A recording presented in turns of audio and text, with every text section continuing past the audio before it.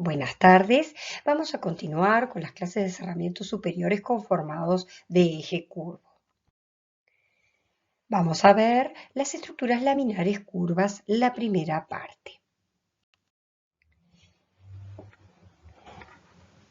Si bien el tema que nos va a abocar son las estructuras laminares, queremos resaltar de que muchas de estas estructuras laminares tienen su origen en superficies de fábricas o de mampuesto, que son estructuras que funcionan a la compresión pura y que no pueden ser consideradas dentro de este grupo, pero sí son la base sobre las cuales se tomaron para conformar luego estructuras laminares cuando la materialidad y la tecnología permitió conformar las mismas.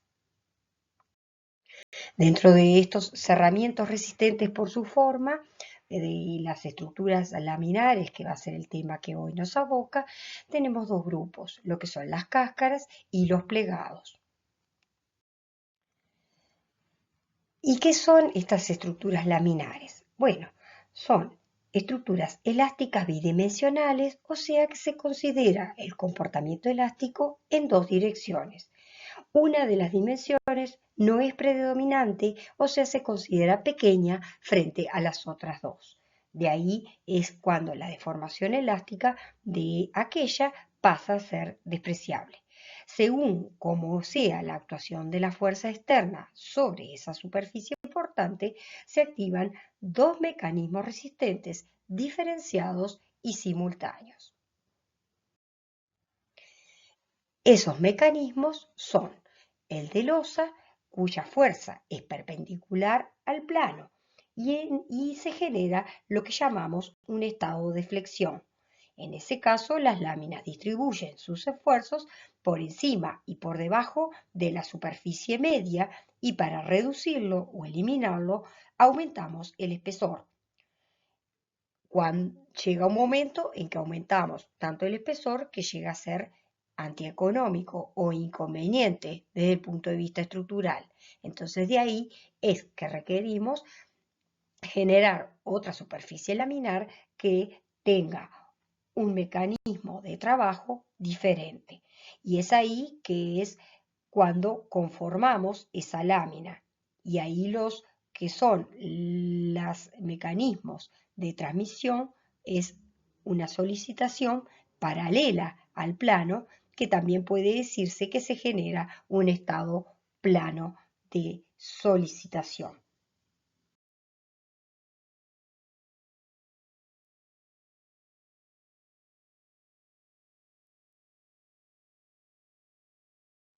Y repasando entonces el concepto, la lámina es un elemento superficial delgado, continuo, en el cual predominan dos direcciones en relación al tercero, que es el espesor, cuya superficie media puede ser recta o curva.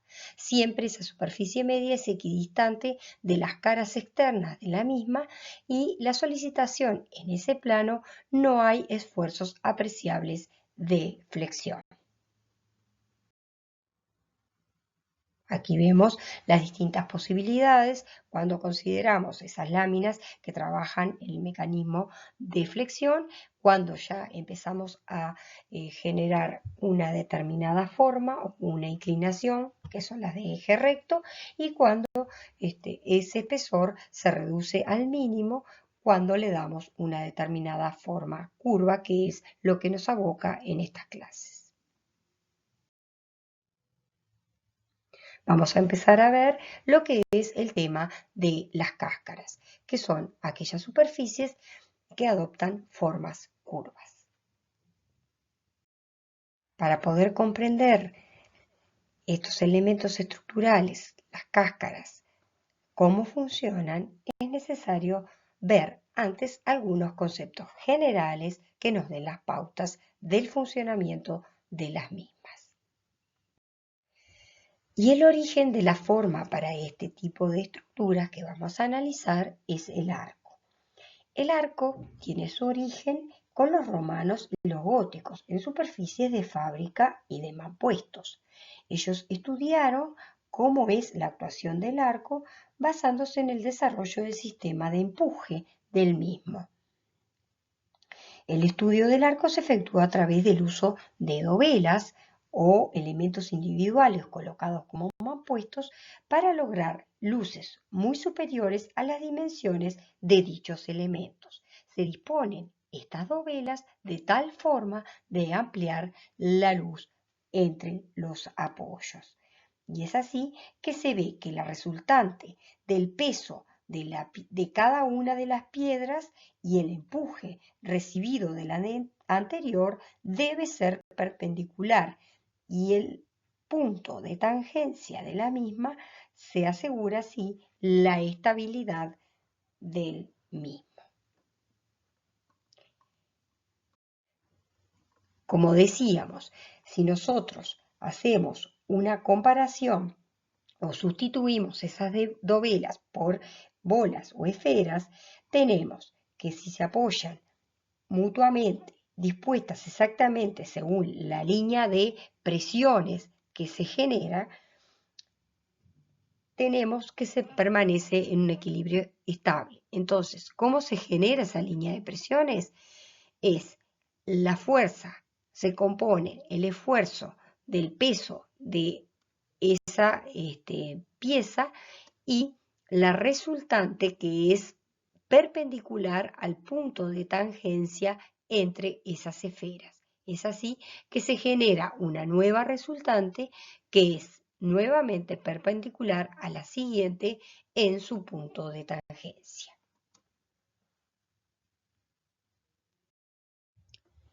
Es así que se puede llegar a una forma que es ideal, que es aquella que corresponde con la línea de presiones, que no es más ni menos que una forma catenaria invertida.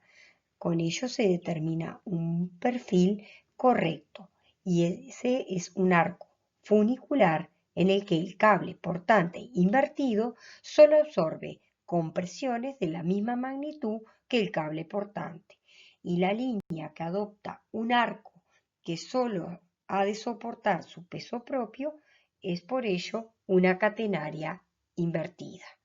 Los esfuerzos de un arco son de compresión. Aquí estaríamos viendo que este arco cuyos esfuerzos resultantes son de compresión pura, tenemos que la forma de trabajo del mismo es una fuerza que se transfiere a través del propio arco, cuya resultante se descompone en un esfuerzo horizontal y que es el empuje, que debe ser contrarrestado por otro igual y contrario, y la descarga, que es la que se absorbe a través del dispositivo de transferencia al apoyo.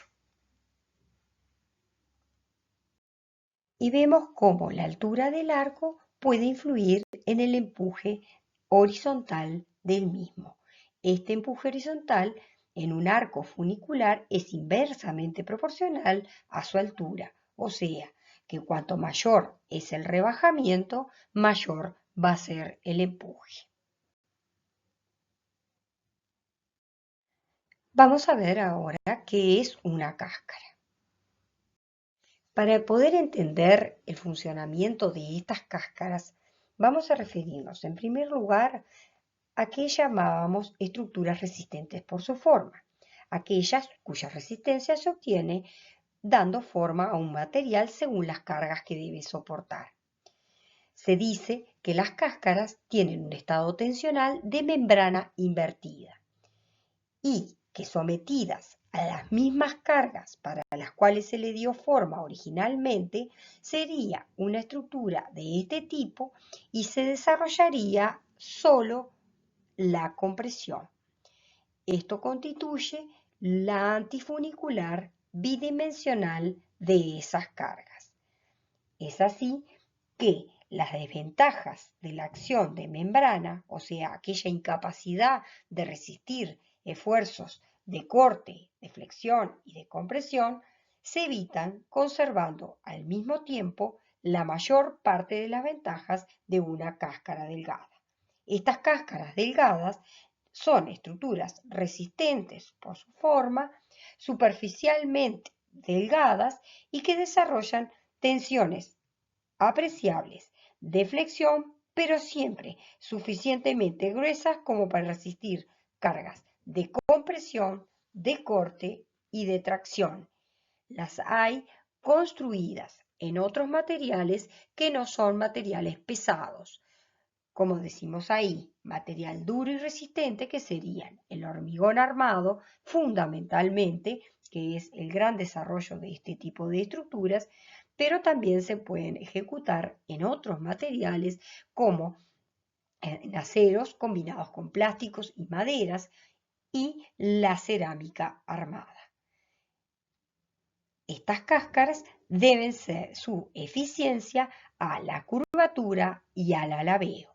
Y al fin de comprender su comportamiento estructural, debemos familiarizarnos con sus características puramente geométricas. Y hay condiciones que deben de cumplir estas cáscaras. Como ya dijimos, el funcionamiento de las mismas es por esfuerzos simples de tracción, de compresión o de corte. Están libres de flexiones. Pueden producirse pequeños esfuerzos flectores, principalmente en lo que son los puntos de apoyo de esas estructuras. Entonces, estas estructuras deben de tener una superficie media con una curvatura continua. ¿Qué es la superficie media? No es más ni menos que aquella que en cada punto divide por la mitad el espesor de la lámina, y esta es de simple o de doble curvatura. Eso hace también de que debemos considerar que el espesor de estas láminas sea constante. Eso permite una distribución uniforme de las cargas. Y las fuerzas de bordes deben de estar dirigidas tangencialmente a esa superficie media. Eso me permite que en los apoyos y en los elementos de cierre se debe impedir la deformación de esa superficie de tal manera de que las reacciones se resuelvan también con esfuerzos tangentes a la superficie media. Y es así que podemos decir que estas cáscaras resisten por su continuidad superficial y no por la cantidad de materia. Es por eso que se analiza por la superficie media y no por el espesor. ¿Qué queremos decir con esto? De que muchas veces cuando efectuamos el cálculo, no requieren de gran espesor. A veces los espesores de estas cáscaras, de acuerdo al cálculo, son de 3, 4 centímetros. Pero no podemos ejecutarlas constructivamente, es imposible. De ahí es que sus espesores, de acuerdo a la materialidad, tenemos que ir a 6, 7 centímetros o un poco más. Como vemos, no se requiere de mucho espesor. Aquí lo que cuenta es la forma que tiene esa superficie. Y interviene lo que es la inercia, que es la capacidad del elemento estructural de resistir por esa forma y de oponerse a las deformaciones. También tenemos que la rigidez, la inercia y la resistencia dependen de la curvatura. Y eso hace de que obtengamos una superficie con lo que podemos decir una estructura óptima. Y este tipo de estructuras tenemos que tienen una libertad formal muy importante. Vamos a ver que hay una variedad enorme de generación de superficies que vamos a analizar algunas de ellas. El uso de las superficies regladas como elemento de economía para lo que es los encofrados, ya que al ser superficies regladas, muchas de ellas se pueden confeccionar con estructuras de encofrados simples de tablas. O también lo que son el uso de estructuras neumáticas para encofrados recuperables. Todos también este tipo de elementos se pueden confeccionar con una prefabricación total. ¿Cuáles son los inconvenientes que pueden llegar a producirse? Es que son los puntos de falla como la impermeabilización.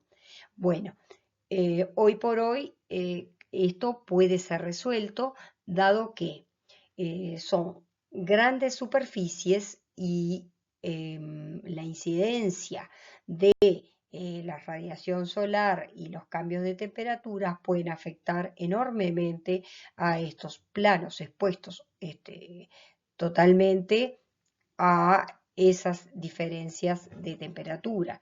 Y eso puede llegar a perjudicar lo que son las capas impermeables, que deben de estar dotadas de una gran elasticidad y elongación. Estas capas impermeables, hoy por hoy, existen materiales que se pueden aplicar que pueden resolver este inconveniente que antes era bastante imposible. La aislación acústica y térmica, el espesor reducido que tenemos de estos elementos, estas superficies, hace de que es necesario acompañarlo con algún elemento que supla la aislación térmica. Por lo general, cubren grandes superficies y espacios en los cuales este tipo de acondicionamiento es muy difícil tenerlo en cuenta. Pero desde el punto de vista acústico, sí importa cuando está expuesto el hormigón hacia el interior y hay una actividad dentro del local, pueden existir reverberaciones. No pasa así con la cerámica armada, que mejora en mucho lo que es todo este tema de acústica. Y tenemos problemas también dado por el espesor y la dificultad de colocar elementos de aislación térmica o barreras de vapor. Tenemos problemas que pueden surgir con condensaciones por humedad en los locales interiores, principalmente también en lo que son las estructuras de hormigón armado. La limitación de las luces por una deformación en la dilatación y los costos de mano de obra y recursos tecnológicos. Por supuesto, este tipo de estructuras siempre es antieconómica cuando las superficies a cubrir son muy pequeñas. Vamos a ver ahora algunos conceptos generales para el entendimiento de estas estructuras laminares. Las cáscaras pueden ser de simple o de doble curvatura. ¿Cómo nosotros podemos determinar que son de simple curvatura? Es cuando consideramos los planos principales, que son aquellos que seccionan a dicha superficie por el radio de mayor curvatura. Y en este caso, podemos decir que cuando es seccionado por los planos principales, nos va a dar en un sentido una recta y en el otro sentido una curva. Cuando sucede esto, decimos que es de simple curvatura. De doble curvatura es cuando la sección con esos planos principales me da dos curvas. Como dijimos, los planos principales son aquellos que son ortogonales entre sí y cuyas intersecciones tienen radios de curvatura extremos, máximos y nulos. Estas cáscaras también pueden ser desarrollables o no desarrollables. Las desarrollables son aquellas que, si yo aplico una fuerza perpendicular a la misma, esta tiende a abrirse sin romperse. En ese caso son desarrollables. Y cuando para dejarlos en un plano es necesario, se aplica la fuerza y ésta se rompe, en ese caso decimos que no es desarrollable. En el primer caso tenemos que podemos hablar de una bóveda y en el segundo caso podría ser el ejemplo una cúpula. Sería como un casco de naranja que cuando tratamos de abrirlo se rompe. en gajos. También podemos decir que son sinclásticas o anticlásticas, que significa que cuando las seccionamos con los planos principales, las curvas serían en el mismo sentido si hablamos de una cáscara sinclástica, y cuando tienen sentidos contrarios hablamos de que esa estructura es anticlástica. Estas superficies se pueden obtener por revolución, o sea, el giro de una curva alrededor de un eje, o también por traslación, que es el desplazamiento de una recta o una curva sobre otra curva en el plano. Y es así que podemos obtener las distintas superficies de simples curvaturas desarrollables, y dentro de este grupo tendríamos aquellas que se generan también por revolución, los conos y los cilindros, y de traslación, las bóvedas. Dentro de las de doble curvatura no desarrollables tenemos las sinclásticas de revolución, las cúpulas y paraboloides elípticos, y anticlásticas de revolución, el hiperboloide de revolución, el paraboloide por traslación, paraboloide hiperbólico, bóveda gaussa y el conoide. Esos van a ser los distintos ejemplos que vamos a ir analizando. Y cada una de estas estructuras laminares la vamos a analizar desde la geometría, de su comportamiento estructural y su materialidad. Se pueden obtener formas especiales, que es cuando se rota alrededor de un eje, como por ejemplo una recta en su punto medio, o también puede ser una circunferencia en torno a un eje, generando lo que es un toro, y también una recta paralela en torno a un eje que genera un cilindro. Este tipo de formas también son utilizadas para hacer estructuras laminares. Y vamos a comenzar con el primer grupo de elementos laminares que vamos a analizar, que son las bóvedas. Y las bóvedas en general son de simple curvatura, son superficies desarrollables y se generan por traslación, deslizando una línea recta que le decimos que tiene índice nulo, la generatriz, a lo largo de una curva que es la directriz y que se encuentra en un plano perpendicular a esa generatriz. Dependiendo las características de la curva, el cilindro puede ser circular, elíptico o parabólico. Las bóvedas cubren áreas rectangulares. En cuanto a su comportamiento estructural, tenemos que hay dos tipos de bóvedas: las bóvedas de cañón o de empuje, que transfieren las cargas longitudinalmente a la superficie, y las autoportantes o cáscaras cilíndricas, que apoyan comúnmente en pórticos extremos rígidos en su propio plano y flexibles en la dirección normal a él. Estas fueron las que desarrolló Eladio Dieste con la cerámica armada.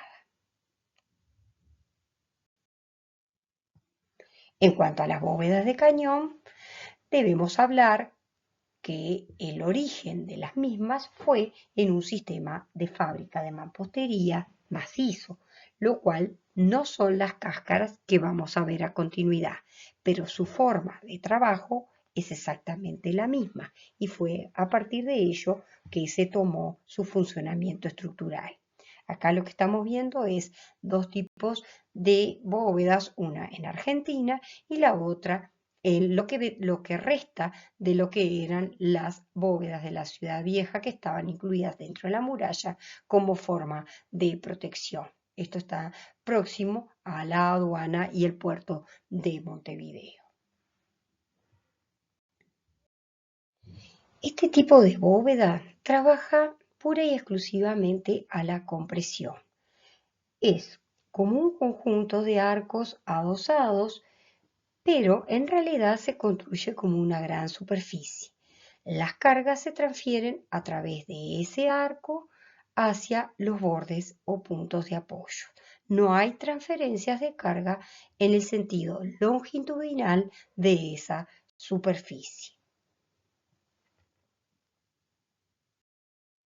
Es así que si nosotros analizamos una bóveda aislada, su comportamiento estructural lleva a que hay un equilibrio que se logra cuando esa forma se amolda a esa línea de presiones y así se evitan tensiones flectoras que pueden llevar a ser necesario la acción de actuación de la superficie y transferencia de cargas en el sentido longitudinal.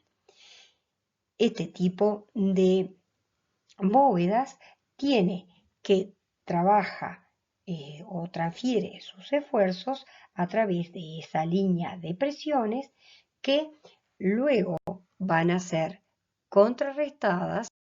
Se transfieren las cargas a través de esa línea de presiones que al llegar al punto de apoyo, esos esfuerzos vamos a tener una fuerza horizontal que es el empuje y una fuerza vertical que es la descarga. El empuje deberá ser contrarrestado con algún elemento que, como en este caso se muestra, que sea un elemento que trabaje a la tracción como un tensor para contrarrestar ese esfuerzo horizontal. Entonces, como decíamos, tendremos que el comportamiento estructural de esa bóveda cañón es en el propio plano. Cuando no hay tensiones longitudinales, esta superficie no tiene ningún trabajo en el sentido longitudinal, sino que se efectúa en el propio plano transferido a través de esa superficie media, por lo que serían las líneas de presiones por peso propio, acción de arco. En esa descarga nosotros tenemos que hay una fuerza de deformación por empuje y una descarga que va al punto de apoyo. La descarga es absorbida por una viga longitudinal que trabaja a la flexión. Y tendremos que observar los empujes horizontales, que puede ser por masa, en el cual puede ser un muro que tendrá que tener un espesor tal que absorba ese empuje horizontal. También puede ser por contrafuertes, que es un aumento de la masa de acuerdo a los esfuerzos que se están recibiendo y acompaña la deformación y la absorción de los esfuerzos hacia el apoyo. Pero normalmente en este tipo de estructuras laminares los esfuerzos se absorben o con una viga horizontal o también un tensor que es de acero y que trabaja a la tracción.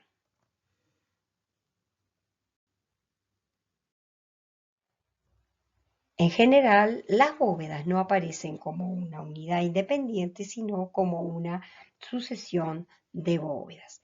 Eso hace de que se mejora lo que es el sistema de empuje de las mismas, ya que la sucesión de bóvedas vemos que en los puntos intermedios vamos a tener que, como son iguales y contrarias, los empujes se contrarrestan entre sí.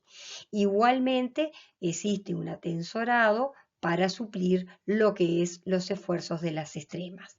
Ese atensorado puede estar en la parte interior de los locales, puede estar visto y expuesto al interior, o también puede estar arriostradas desde lo que vendría a ser la cubierta al exterior. Los riesgos que se corren cuando este atensoramiento está expuesto al exterior es el deterioro de los mismos, por lo cual requieren un mayor mantenimiento que cuando están protegidos en el interior de los locales. Sin duda que la estética es diferente. Y aquí vemos expresado cómo esa sucesión de bóvedas lleva al equilibrio de los esfuerzos horizontales y a la sumatoria de las descargas. Esos tensores pueden estar en el interior como en el exterior. Acá vemos otro ejemplo, que son los almacenes aduana de Félix Candela, en el cual se deja libre lo que es el espacio interior, generando una expresividad y una estética totalmente diferente, pero no deja de absorberse los empujes horizontales con tensores que quedan expuestos en la superficie exterior del mismo.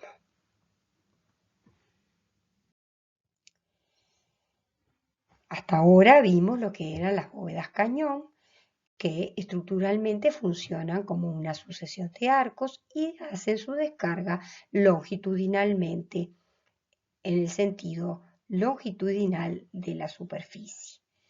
En cuanto a las bóvedas autoportantes, que es el otro tipo de bóvedas que vamos a analizar, son aquellas que se consideran como una viga de sección transversal curva. ¿Qué quiere decir? Que es una bóveda, como estamos viendo el ejemplo del Museo Kimbell de Louis Kahn, en el cual es una bóveda que se apoya en arcos extremos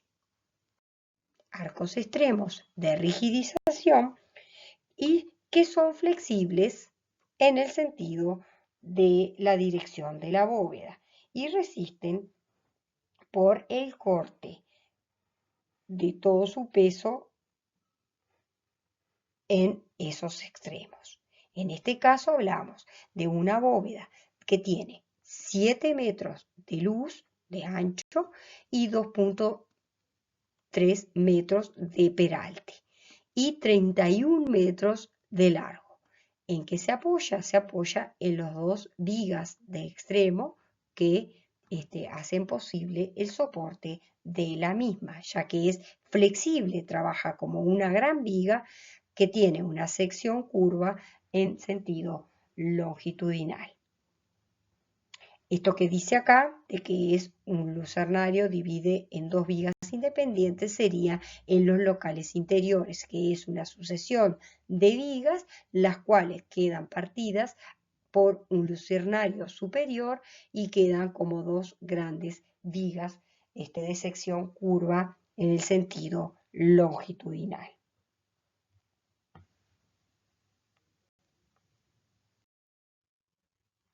Este tipo de bóvedas autoportantes es las que desarrolla Dieste con la cerámica armada. Tiene un sinnúmero de obras ejecutadas de esta forma y con este tipo de resolución de estructuras laminares.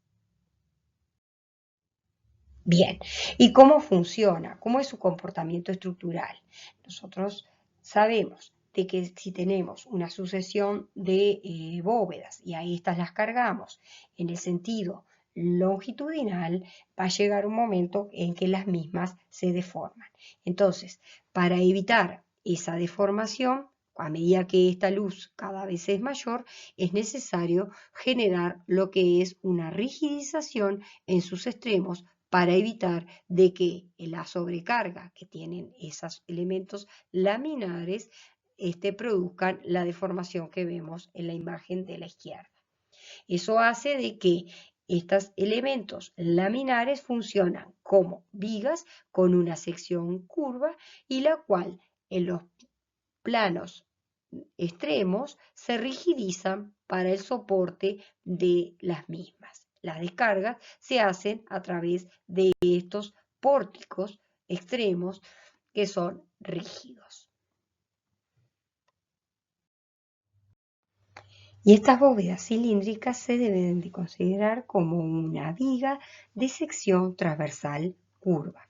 Lo que se hace es una viga de sección rectangular se distribuye la materia para que ésta trabaje en su totalidad con esta forma. Y eso hace de que hay un aumento del brazo de palanca. Y esto trabaja toda la materia distribuyendo esa carga. Y tenemos que las tensiones longitudinales de esa membrana se distribuyen en forma lineal a través del espesor de ese cilindro. Las fibras superiores se comprimen y las fibras inferiores se traccionan o se estiran. Y de esa manera tenemos que buscar que en estos apoyos sean los apropiados para tener solo tensiones de membrana en toda la superficie. ¿Cómo se transmiten las cargas? Se transmiten a los pórticos extremos, que son tensiones longitudinales que se anulan en ese punto, en ese plano, y se transfieren a esos planos que son rígidos y a través de la acción del corte. Estas superficies son macizas e indeformables. Y haciendo un resumen de su comportamiento estructural, tenemos que esta viga de sección transversal curva tiene una capacidad de carga transversal, o sea, funciona como un arco, una capacidad de carga longitudinal como una lámina y una acción de los cabezales, que son los tímpanos, que son los receptores de esa carga. El apoyo de este cilindro o esta cáscara, al ser muy delgada, puede generarse problemas de rigidez al llegar a ese plano tan rígido que es el que es receptor de las cargas, y eso hace de que muchas veces sea necesario un engrosamiento en ese borde, y de esa manera ahí pueden producirse algunos esfuerzos o tensiones flectoras. Es así que también el problema es la rigidización transversal, y muchas veces, además de ese engrosamiento, es necesario colocar algún otro plano que solucione este tema. Si comparamos la bóveda autoportante con la bóveda cañón, tenemos que estas cáscaras están tendidas entre los tímpanos y no necesitan apoyos en los bordes longitudinales. En cambio, la bóveda de cañón sí lo necesitan, pero suele pasar de que puedan producirse longitudinalmente algunos efectos de flexión, y eso hace de que sea necesario muchas veces colocar alguna viga de borde que pueda absorber, o una pequeña membrana continua de esta adyacente, que permite absorber esos esfuerzos flectores y mejorar lo que es la forma de trabajo de esta superficie.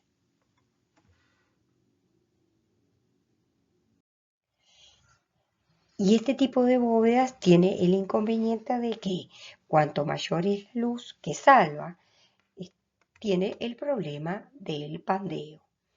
Eso hace de que sea necesario aumentar su espesor para ello, pero cuanto aumentamos el espesor puede suceder de que deje de trabajar como una membrana. Entonces, una solución es buscar rigidizaciones para esa deformación longitudinal, ya sea por pandeo o también por empuje de los vientos u otra carga puntual. Ese tipo de rigidización se puede hacer con láminas transversales interiores o láminas transversales superiores. También puede ser a forma de pórtico o refuerzos, engrosamientos de la membrana en determinadas franjas. Pero todos estos refuerzos y elementos de rigidización en contacto con esa membrana pueden generar un problema constructivo de que en esos puntos puede haber una rotura de dicha membrana, ya que pueden funcionar frente a las acciones exteriores de cambios de temperatura, pueden dilatar y retraer de forma diferente y ahí tener un punto de falla. Y es Dieste quien lleva adelante en nuestro país el uso de estas bóvedas cilíndricas o autoportantes resueltas con cerámica armada. Esto le permite a él resolver el cierre de espacios de gran porte. La diferencia con las bóvedas autoportantes que veníamos nombrando es que él elimina lo que él llama los antiestéticos y caros tímpanos. Como hace la forma que él encuentra es colocando cables pretraccionados o postensados en la cumbrera de dicha bóveda y de esa manera él puede eliminar esos tímpanos que son los puntos de apoyo y de descarga de estas bóvedas. Y el siguiente cerramiento conformado a tratar son las cúpulas. Las cúpulas junto con las bóvedas son de los cerramientos más antiguos y que están conformados con una materialidad de fábrica maciza de ladrillos o pétreos. Estas, desde los romanos con el Panteón de Agripa, que tiene una luz de 44 metros, y después pasa toda la Edad Media y el Renacimiento con cúpulas góticas nervadas y el avance de construcciones macizas como las de San Pedro y la Catedral de Florencia. En el caso de la Catedral de Florencia tenemos que son dos cúpulas una dentro de la otra. ¿Y por qué se hizo esto? Por lo siguiente, salva una luz de 50 metros de ancho y 55 metros de altura que estaba apoyada sobre los muros existentes, pero no querían ni que hubiera arbotantes ni arcos de ojiva. Como se iba a soportar entonces tantos miles de toneladas, la madera que se traía era insuficiente como encofrado para el soporte del peso de esa mampostería. Y de ahí que se contrata a Brunelleschi, que también tenía la profesión de orfebre, y eso hace de que él genere un doble casquete concéntrico en el interior visible en que aloja dentro de la cúpula exterior una más ancha y más alta. Eso hace de que se va apoyando la primera parte de toda esa cúpula una sobre la otra. De ahí es que los refuerzos de los muros para los empujes se hacen con sunchos de piedra y madera y con flejes a forma de tonel. Son 17 metros de muro de cúpula que se levanta con piedra y luego con un material mucho más ligero que es la purga o el ladrillo. Es pugna, perdón, no purga.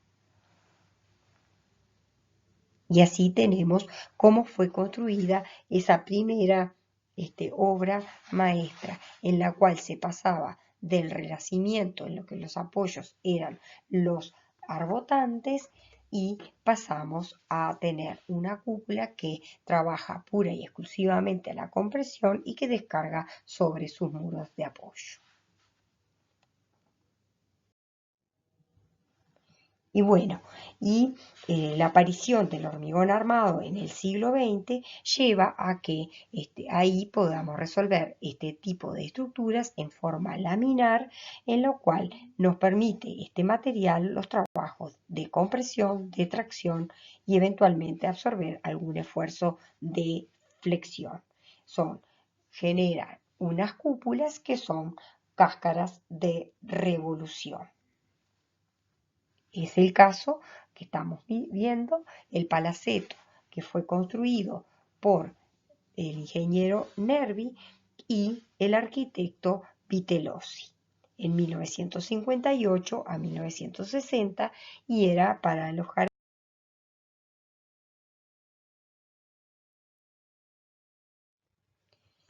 Y las cúpulas son superficies de doble curvatura, superficies no desarrollables, sinclásticas y se generan por revolución.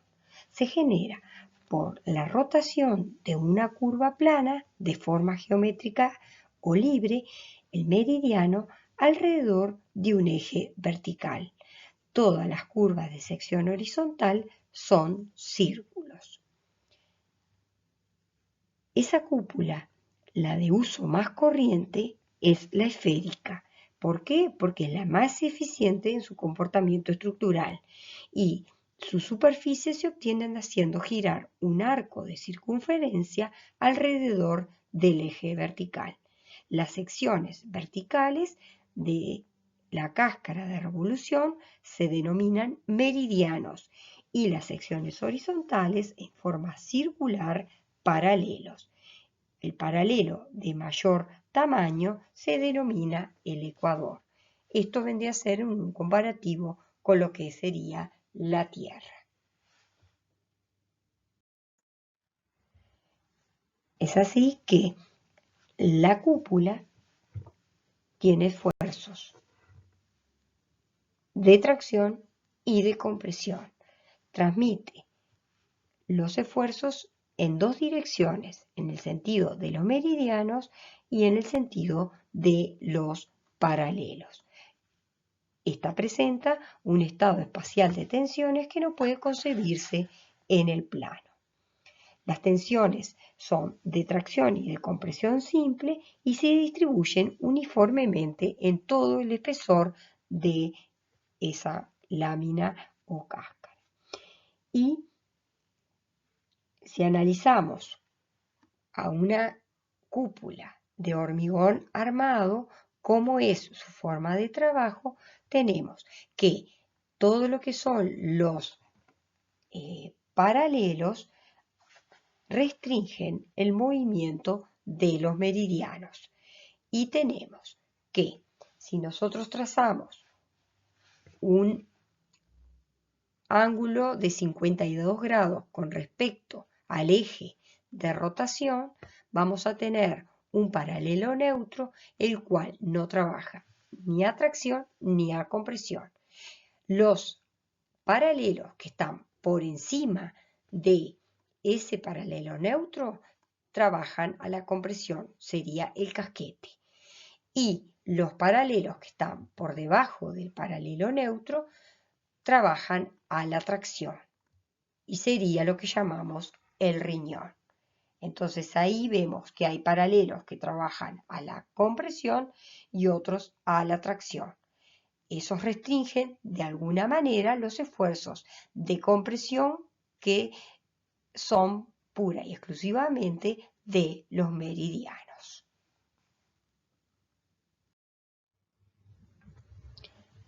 Y estas cúpulas esféricas tienen entonces un comportamiento estructural que bajo la acción de cargas, los puntos más altos tienden a moverse hacia adentro y los más bajos tienden a moverse hacia afuera, alejándose del eje.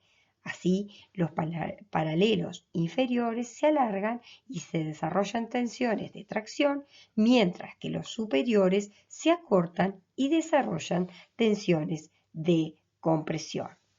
Es importante significar que este tipo de cúpulas tienen deformaciones muy pequeñas y tienen una rigidez muy buena.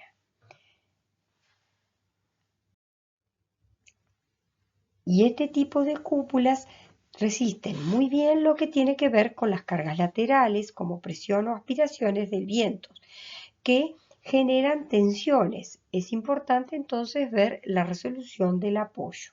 Cuando ese apoyo es deslizante, entonces en ese caso se puede dilatar libremente el borde de apoyo de la cúpula y generan ahí tensiones puras de membrana. Cuando este movimiento se restringe, en ese caso se producen rozamientos en los apoyos y eventualmente se puede producir esfuerzos flectores en ese borde. Igualmente sucede en el caso de que la tangente en el punto de apoyo que no sea vertical y se coloque entonces un anillo inferior de rigidización que se deforma de manera diferente al resto de la cáscara. No solo las cúpulas pueden ser esféricas, que son las más eficientes, sino que también tenemos cúpulas que son elípticas o rebajadas, y en este caso tenemos que se comportan como una serie de arcos meridianos elásticamente apoyados en los paralelos, o sea, como se comportan como el casquete de la cúpula esférica, trabaja toda a la compresión. En el caso de las cúpulas parabólicas o de gran altura, en este caso se puede decir que son más eficientes que las esféricas. Estas cúpulas de gran altura o parabólicas tienen una curvatura transversal de dos segmentos opuestos que no coinciden con la catenaria. La diferencia se pone en relieve a la altura de los 52 grados medidos desde la cumbrera. Estas desarrollan tensiones de tracción y de compresión al igual que las cúpulas esféricas. Y al igual que las bóvedas, nosotros tenemos que las cúpulas de hormigón armado tienen dos condiciones adicionales para el aumento del espesor, que son que es necesario recubrir las armaduras en ambas caras, y eso hace de que muchas veces se incremente el espesor y pueda generar pequeñas perturbaciones de flexión por aumento del espesor de esa membrana. Y lo otro es que se debe evitar también el pandeo, dado que al igual que en las bóvedas, la carga de pandeo es proporcional a su módulo de elasticidad del material y al cuadrado de la relación del espesor y el radio. La resistencia al pandeo puede aumentarse sin aumentar su espesor, y de esa manera se pueden generar nervaduras que, si bien solucionan el tema del pandeo, sin aumentar el espesor de esa lámina, tenemos que puede generar en ese punto, desde el punto de vista constructivo, la unión de los dos materiales puede generar una patología. En cuanto a otras de las condiciones que debe cumplir la cúpula, es que para que funcione como una cáscara delgada debe tener un espesor muy fino, y de ahí que no se produzcan o no se desarrollen esfuerzos de flexión. Deben de tener continuidad, por lo tanto es una superficie resistente, rígida, y que su forma es la que deriva el soporte de la misma, y un apoyo adecuado en el cual las flexiones se reduzcan al mínimo. Y para cerrar con el tema, acá mostramos otro ejemplo que es el mercado de Algeciras desarrollado por Torroja. Es una estructura de hormigón armado de 48 metros de luz y un espesor de 9 centímetros. Es una cúpula muy rebajada y solo trabaja la compresión, y tiene 8 puntos de apoyo y un lucernario central de 10 metros de luz. Lo que pasó con este tipo de estructura fue que sus encofrados fueron muy costosos. Otro ejemplo es el Palaceto del ingeniero Nervi y el arquitecto Vitellozzi, que fue realizado como estadio para las Olimpiadas de 1960 en Roma. Este edificio cuenta con una cubierta que es una cúpula de 60 metros de diámetro y un voladizo de 10 metros hacia el exterior, lo que completa 78 metros de diámetro de superficie que cubre y 4.800 metros cuadrados cubiertos. Este cerramiento tiene elementos prefabricados de hormigón armado sustentados por 36 caballetes en I dispuestos con un ángulo de 10 grados inclinados tomando la pendiente de esa cúpula para la descarga tangencial de la misma. Y por último, otro ejemplo que es de la estación de servicio en Berna de 1968, en el cual tenemos que es una estructura de hormigón armado de un espesor de 6 centímetros, cuyos encofrados fueron vigas de tableros contrachapados o flexibles. También este tipo de estructuras pueden ejecutarse con encofrados de estructuras neumáticas. Como vemos, le tienen una gran liviandad y generan una superficie de una estética muy importante. Y con esto damos por finalizado el tercer módulo y a continuidad vamos a tener el cuarto módulo con la segunda parte de estructuras laminares. Muchas gracias.